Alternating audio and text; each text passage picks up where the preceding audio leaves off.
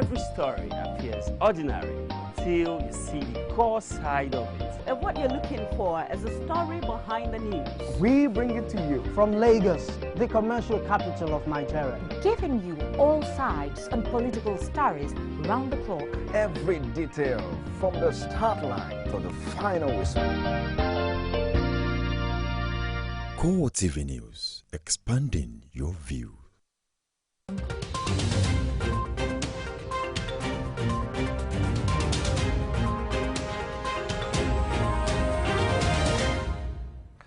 Hello, good evening. Thank you for joining us on CoreTV Primetime News tonight.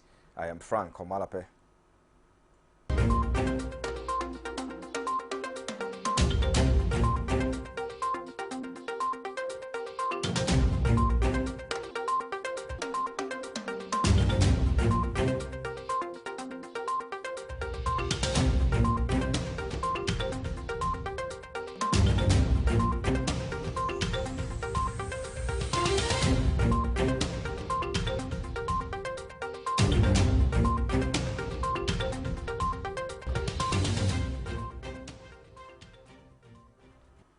Thank you for joining us tonight. President Muhammadu Buhari has received the details of the 2016 Appropriation Bill. Special Assistant to the President on National Assembly, Senator Ita Enang, who brought the budget, says the transmission now paves the way for constitutional process of signing the bill into law. A State House correspondent, Abiola Oluwole, has more on the story. Since it was presented on December 22, 2015, the appropriation bill has been a subject of controversy. From alleged missing to padding, the budget was eventually passed by the National Assembly some days ago. But President Muhammadu Buhari is insisting on seeing the details of the budget before signing it into law. The transmission of the fiscal document to the office of the President, according to the Special Assistant to the President on National Assembly, will pave the way for the constitutional process of signing the budget into law. Yeah, we can confirm that the budget, the details, which is scheduled to the 2016 Appropriation Act, has been formally received from the clerk to the National Assembly, and we're transmitting it to His Excellency Mr. President today. The eventual transmission of the budget to President Buhari, according to analysts, should nail the coffin of embarrassment the document has brought to the country. From the presidential villa in Abuja, Abiola Oluwole reporting for CoreTV News.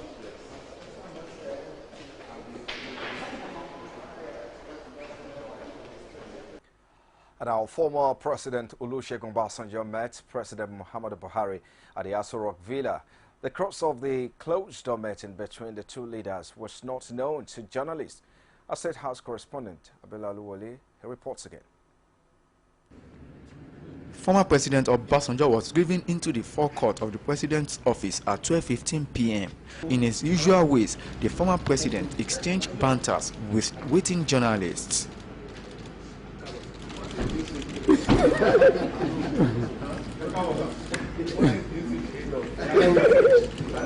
Excellency, your council steps over the weekend were...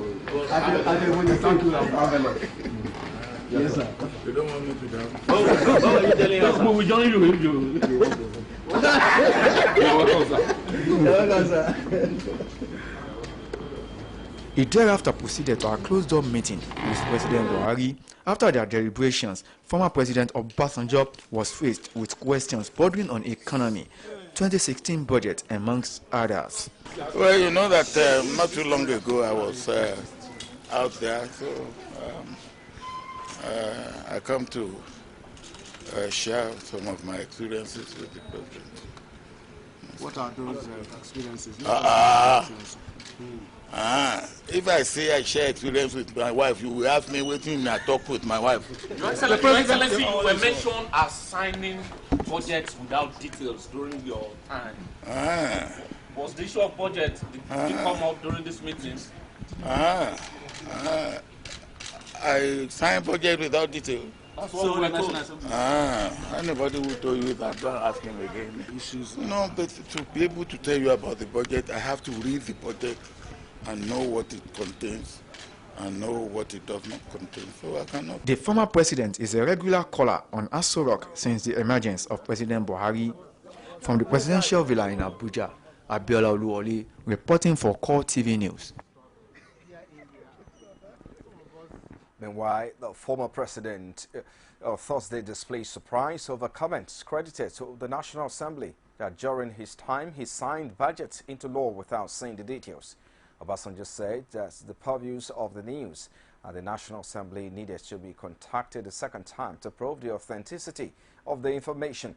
The former president, who spoke to the State House correspondent after a private meeting with President Muhammadu Buhari at the presidential villa, says the purpose of his visit was to share some of his experiences with the current government.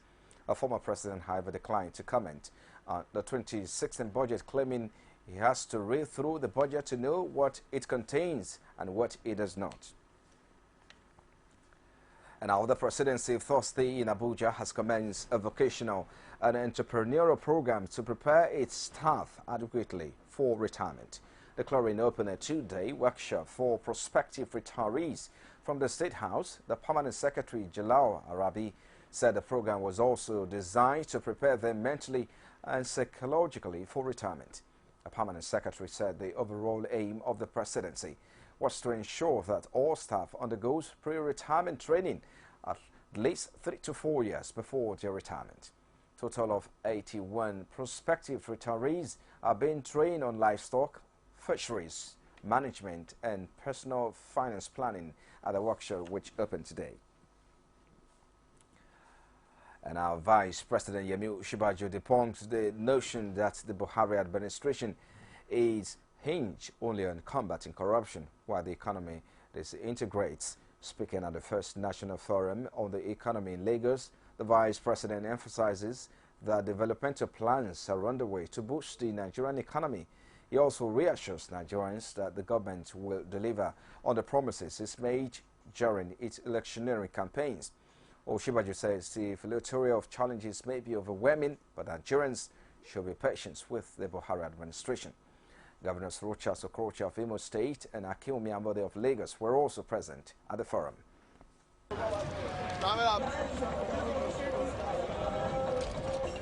In 12 months since President Muhammadu Buhari's administration began, and some percentage of Nigerians say they are yet to see the dividends of democracy.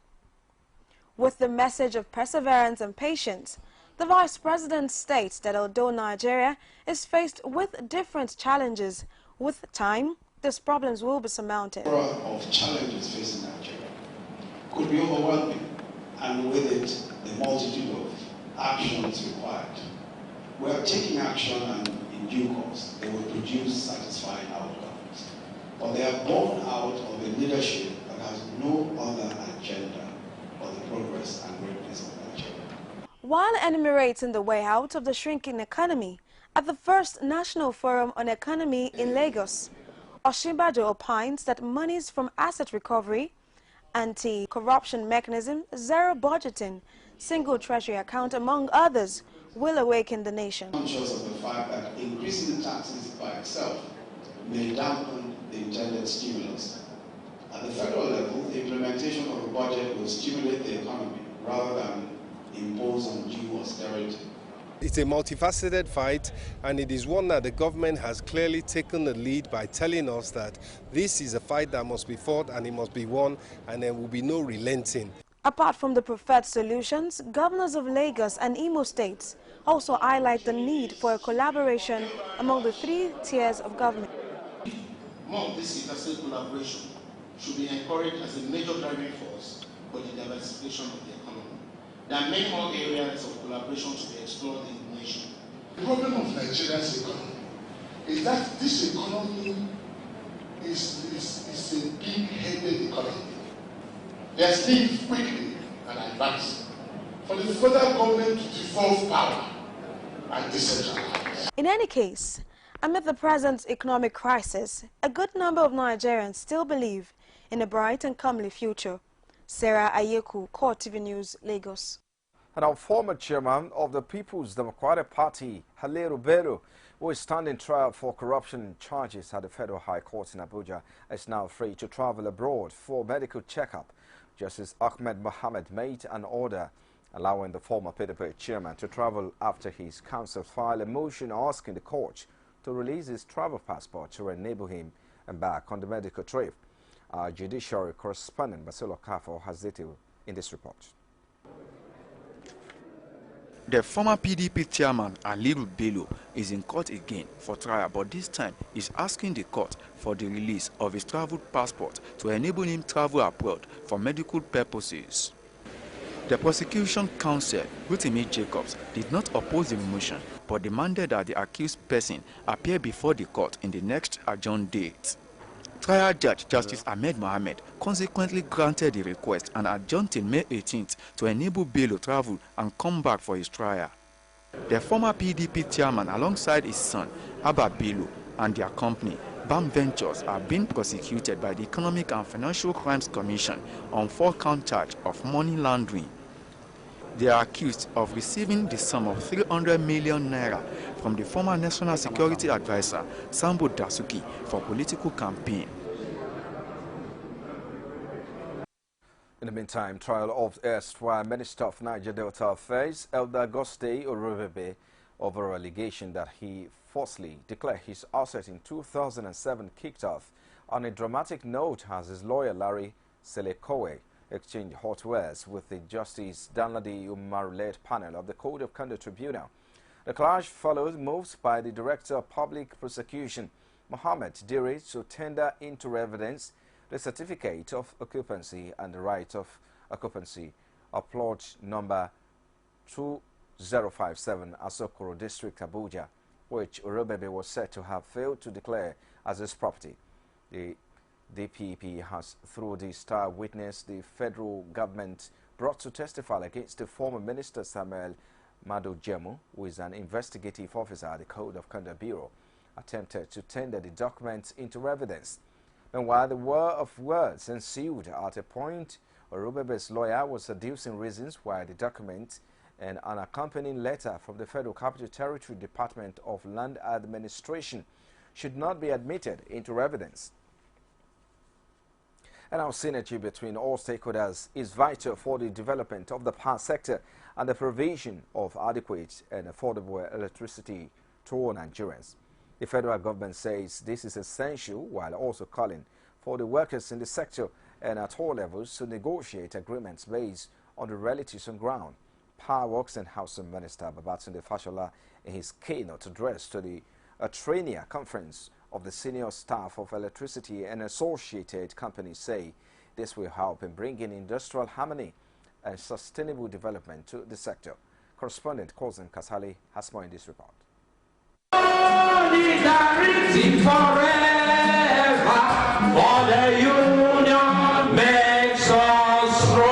With this song, talking about the importance of unity of purpose in the sector, the third triennial conference of the Senior Staff Association of Electricity and Allied Companies kicked off.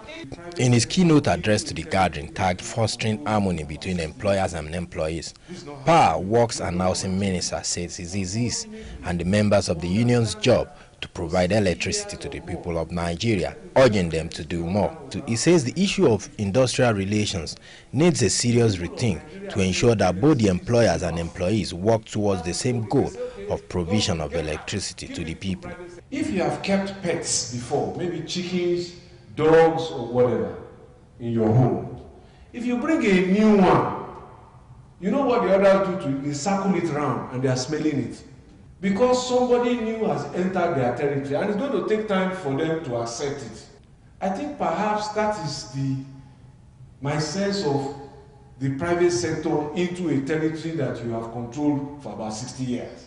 In his address to the gathering, the Labour and Employment Minister says the federal government is committed to productive change for all Nigerians, urging the workers to join the train.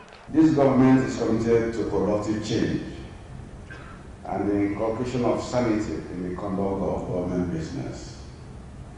It is hoped that the change mantra will instill discipline in the entire country, Nigeria, and promote transparency, accountability, and other governance principles. For the workers, they are ready and willing at all times to work with all stakeholders to develop the sector, but with a note of warning. Nigerian union leaders are people who are very responsible. Will first tell you We'll give you our grievances. Put it on the table.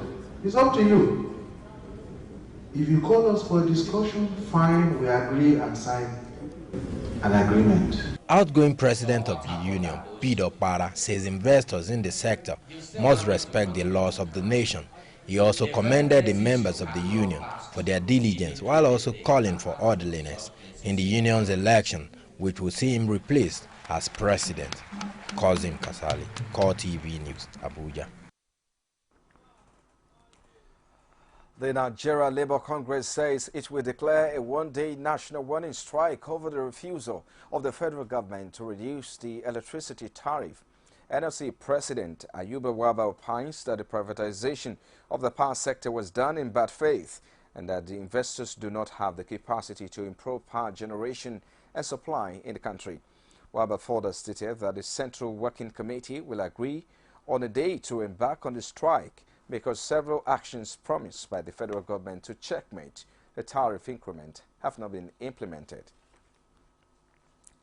And our operators in the electricity value chain, generation, transmission and distribution companies are trading blames over the current power crisis, with each blaming the other for the very poor power supply situation witnessed in the last few weeks. The crisis came to a climax last week when there was a complete system collapse for 3 hours when not even 1 megawatt of electricity was generated in the country. Since the year began, there have been 3 system collapses, 2 complete and 1 partial, even as there was no word of explanation or admonishment from the Ministry of Power or the Nigerian Electricity Regulatory Commission, NERC. Whereas the Transmission Company of Nigeria exonerated itself, saying it cannot transmit what has not been generated. The generation companies blame the weak transmission grid for its inability to carry the quantity generated, while the distribution companies admit they have had to load sheds due to poor allocation. You're still watching CoreTV Primetime News. We'll take a break shortly. I'll be back with more stories. Do join us again. VAT, Value Added Tax, is a tax paid on all goods and services and remitted by the seller of the goods or provider of the service to government. 5% VAT is added to the total cost of goods and services in Nigeria, and when remitted to government is used for funding development. The VAT you pay will be used by government to develop our transport infrastructure like roads and railway lines, to continually improve our educational sector by building more schools and upgrading existing ones, to provide adequate security and a better quality of life for us all. Pay your VAT. Make your contributions to the development of Nigeria. It pays to pay your tax. This message is from the Federal Inland Revenue Service. If you just join us now, you're watching CoreTV Primetime News, broadcasting live from our Lagos studios. A reminder of our top stories now.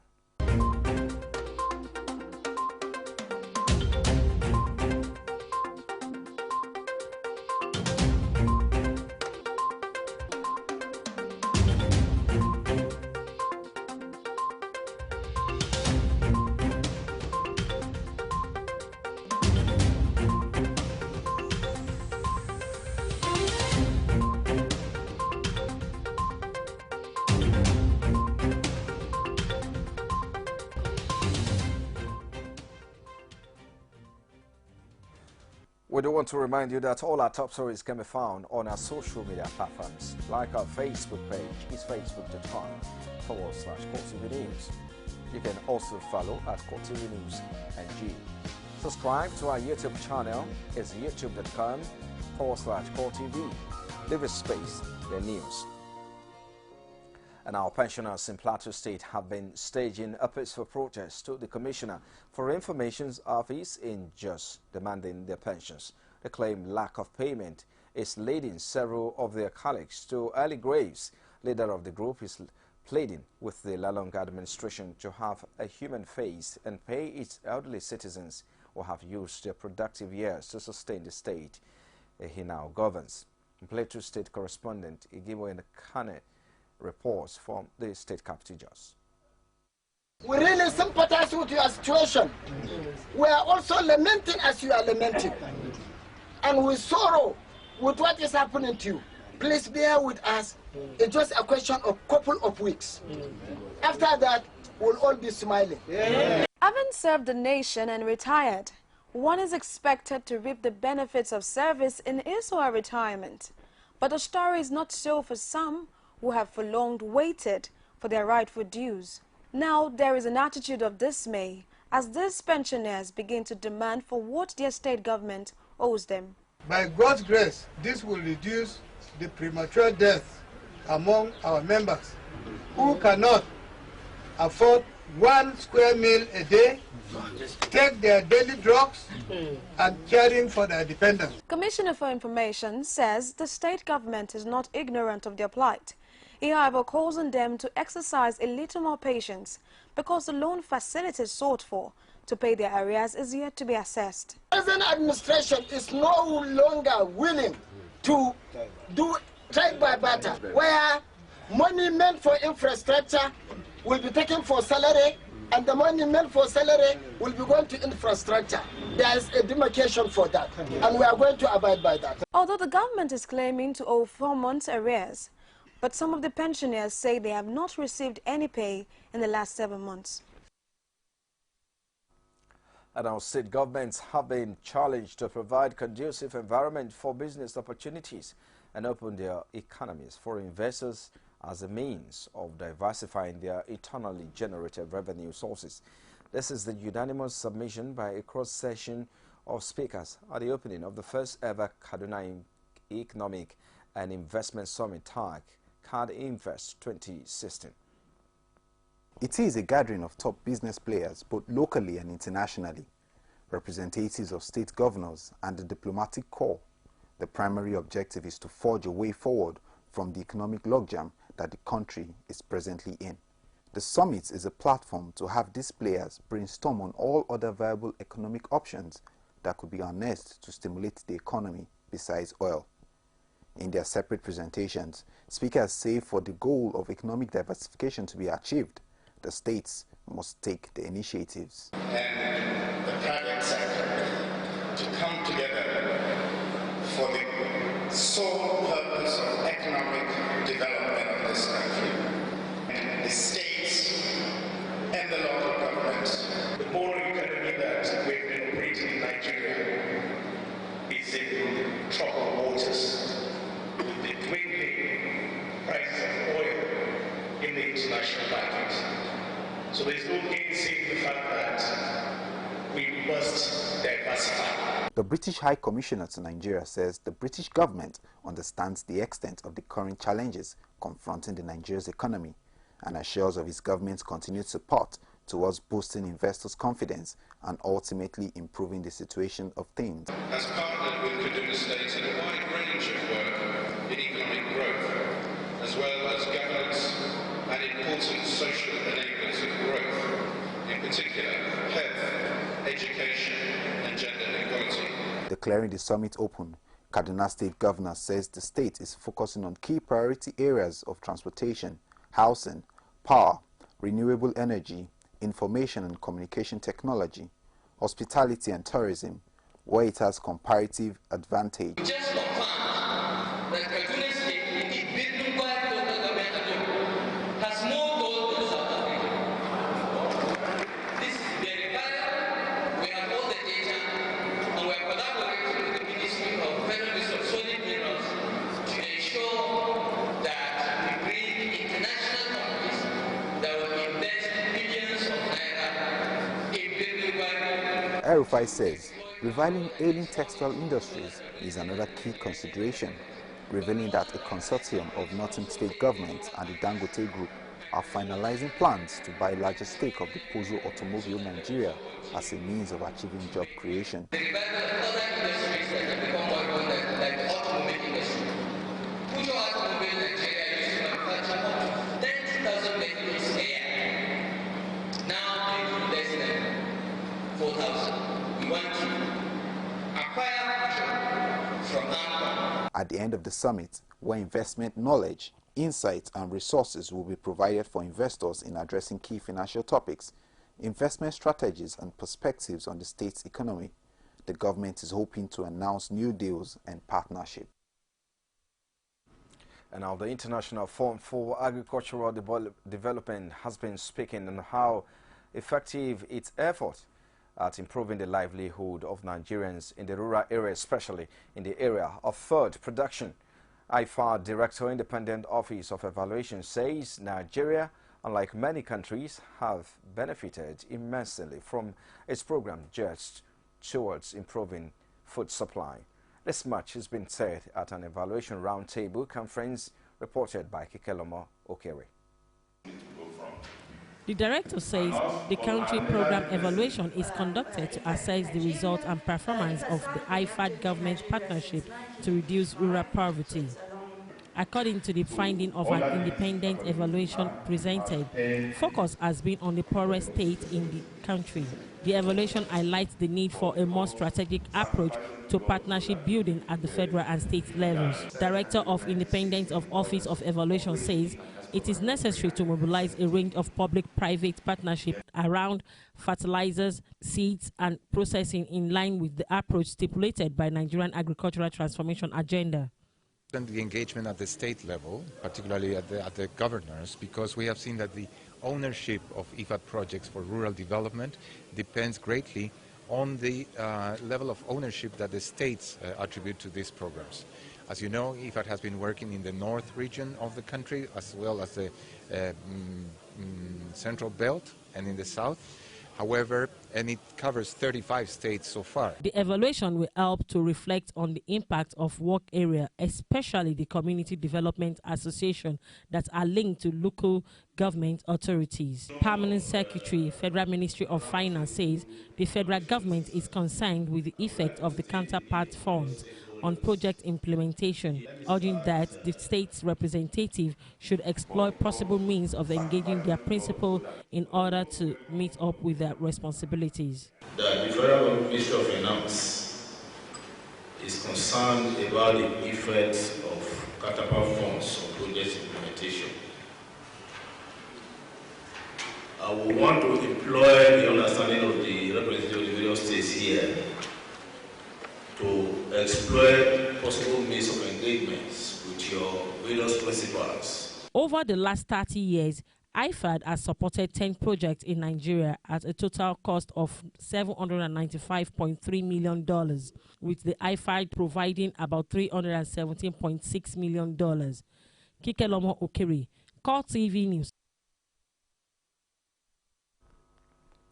And our Secretary to the Government of the Federation, Babashir Lawal, has flagged off the screening exercise for diabetics, hypertension and cervical cancer to mark this year's World Health Day. 24% of ailment-related deaths in Nigeria, according to him, are now caused by non-communicable disease, with diabetics accounting for 2% of the challenge. The theme is most appropriate because it focuses on... The Secretary to the Federal Government of the Federation is advising Nigerians to go for screening regularly. He says early detection of diabetes help in making informed decisions about its management. Close to 2.8% of Nigeria's adult population is living with diabetes. This figure, experts confirm, will only increase except we adopt healthy lifestyles that can limit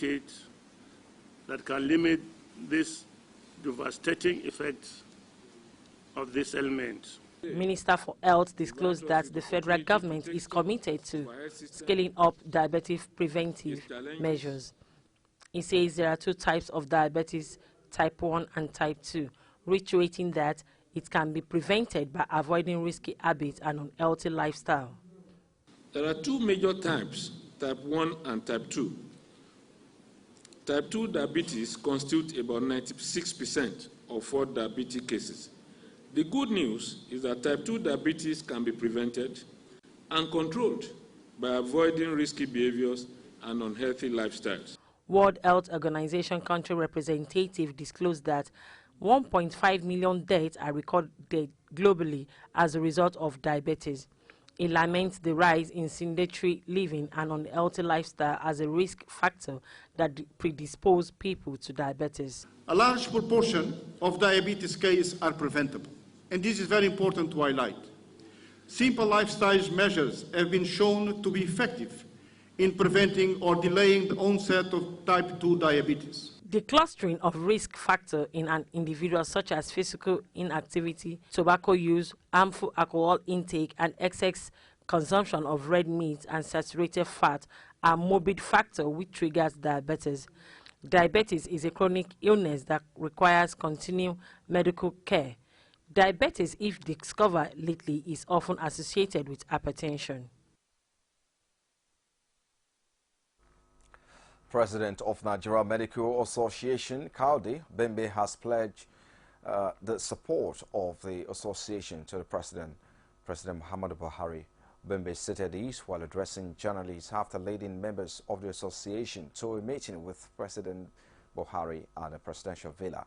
He says the association is committed to avert any industrial action that will militate against the success of the current administration in the health sector. He, however, identifies what he called remuneration injustice as a major cause of industrial action.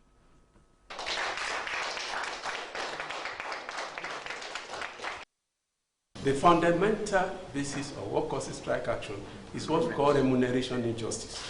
Let's take a simple example. You have a hospital.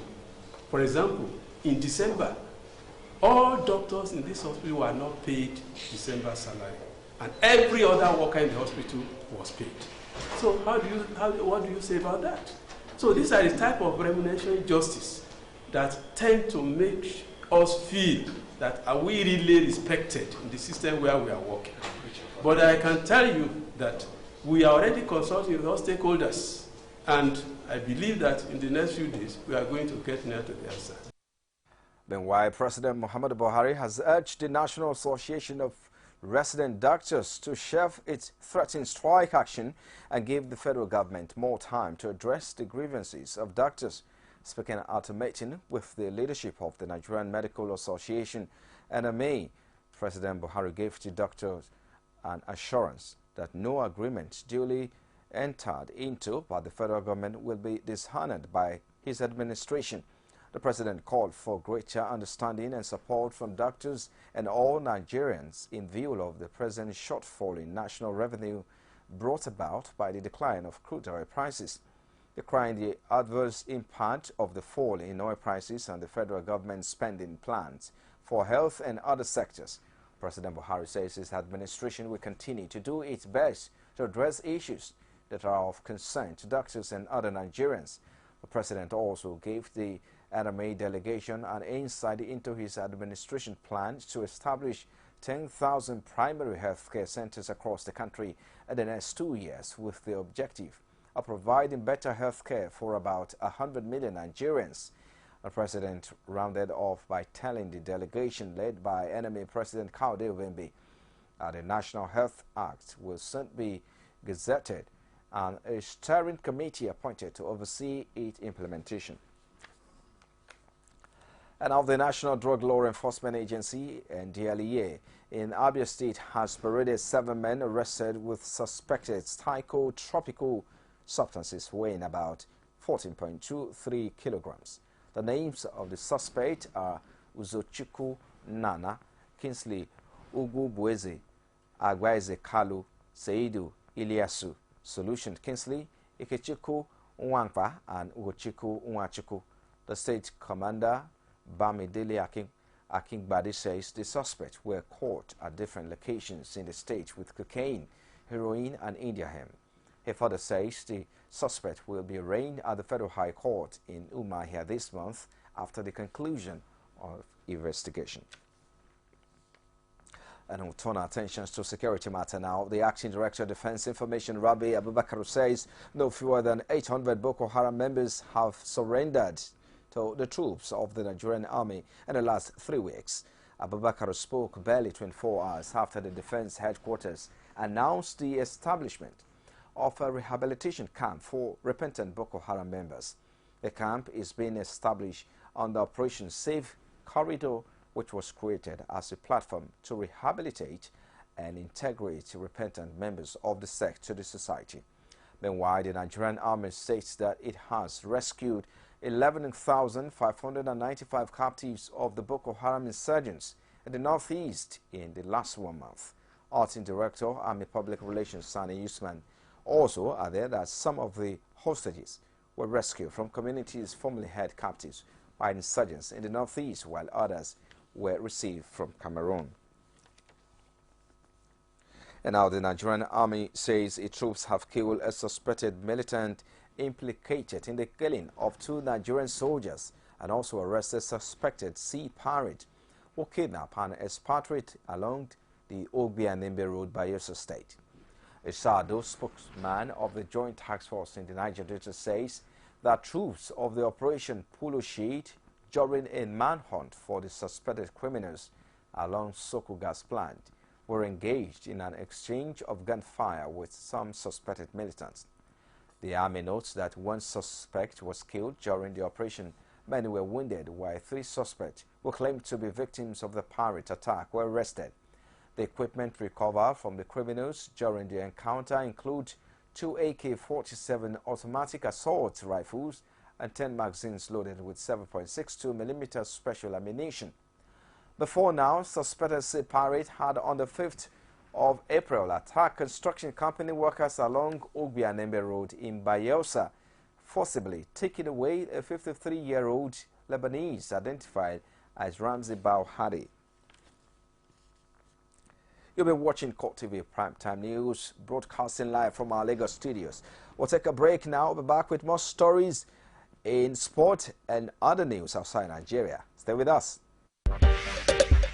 You know, Angela, that's a very difficult question. It is difficult to respond to that question. Angela, that's a great question. Great question, Angela. Angela, that is a very great question. That's a great question, Angela. Okay, that's a great question. Yeah, very good question. That's a good question. That's a good question. That's an interesting question. This is an interesting question you pose. 60 Minutes with Angela.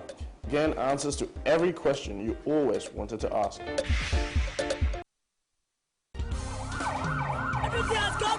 CoreTV News now live on all Androids. Welcome to CoreTV Primetime News. Download CoreTV News app from your Play Store. Click on the menu to see all our top stories from politics, sports, business, foreign news and live TV to watch us live on your mobile. I want to know why I should be believing them. You can also click on video to see all our YouTube videos. CoreTV News, a 24-hour news station.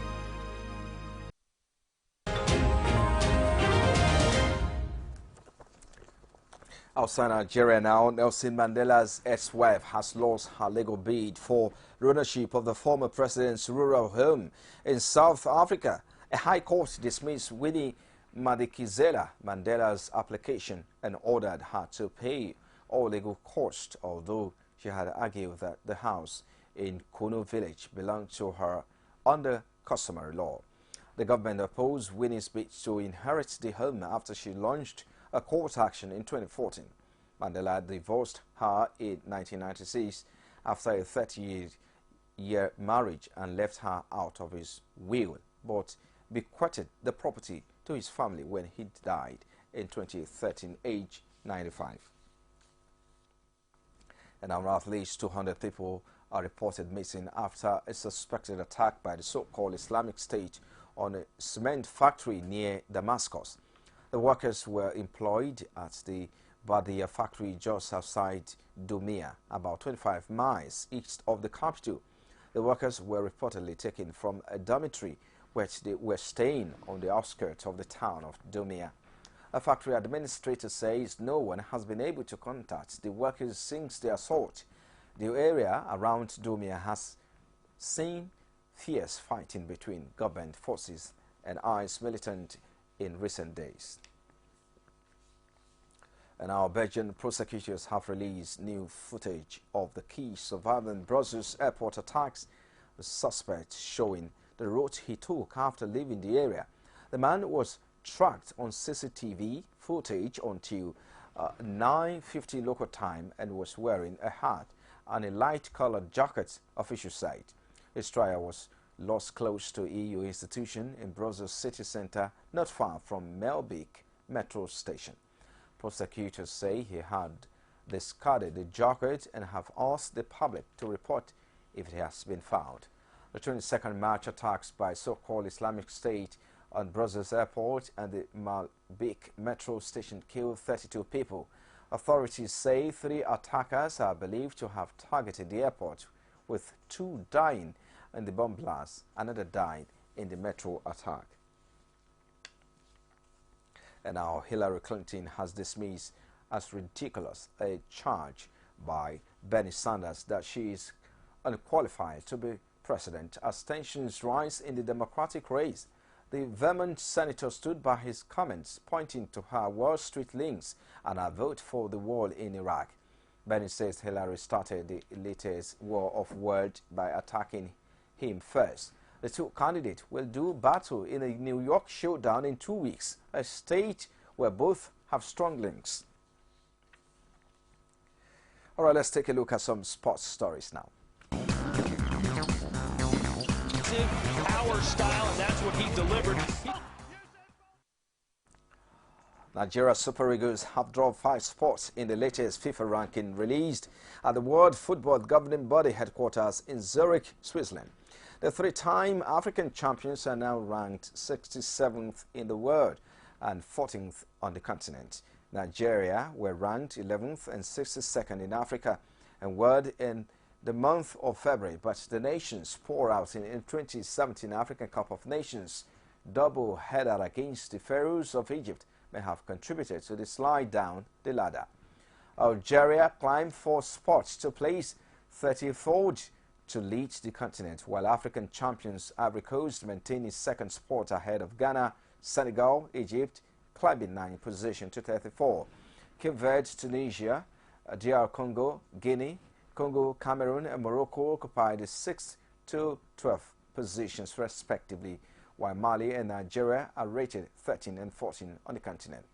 Guinea-Bissau is the best movers in the month ranking after a huge climb of 45 places.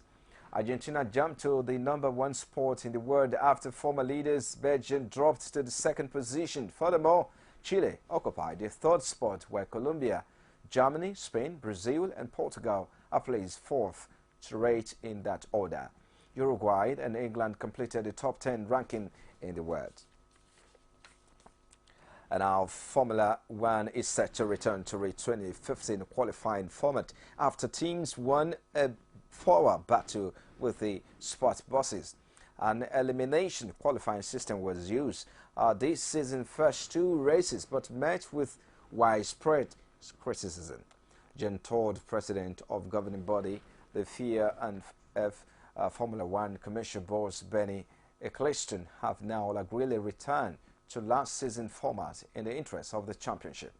Todd and Eccleston had been adamant there will be no return to 2015, but the was forced by a unanimous stance from all the 11 teams, saying they would not back another new proposal.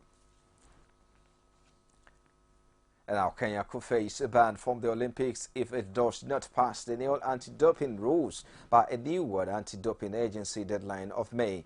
Kenya has already missed 2 deadlines on 11th February and 5th of April to show it is tackling cheating in sport. And if Kenya does not legislate to create a new national anti-doping agency, it will be declared non-compliant and move a step closer to missing the Rio Games. Since 2011, more than 40 Kenyan athletes have failed drug tests, and the country has been placed on a watch list of nations at risk of breaching the World Anti-Doping Agency code. Meanwhile, Ethiopia has been given until November to perform mass doping tests.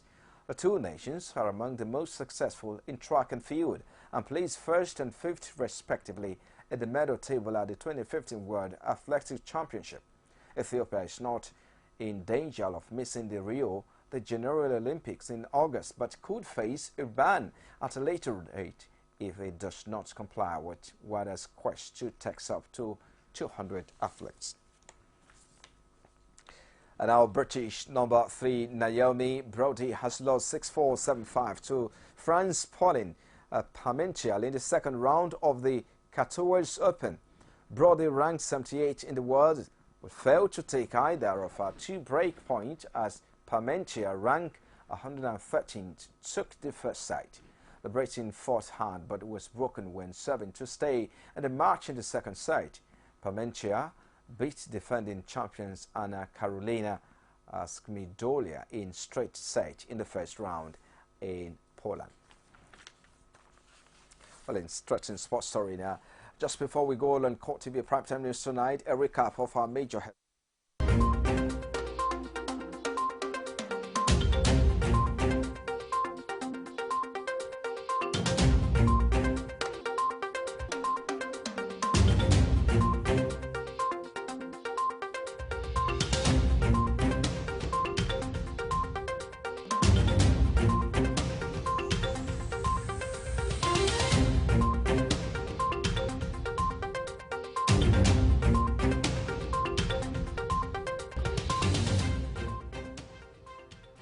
And that has been the show tonight. I want to thank you very much indeed for being part of our bulletins tonight.